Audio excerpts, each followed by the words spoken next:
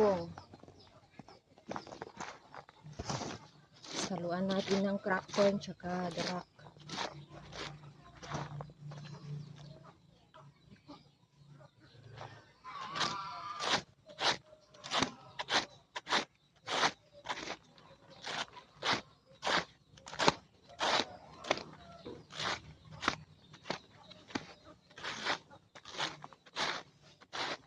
Kailangan ang pag-aalaga ng mga pato.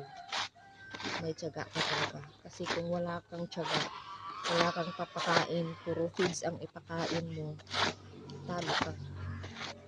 Talo bulsa mo. Kaya kailangan may mga organic kang pinapakain sa mga pato mo.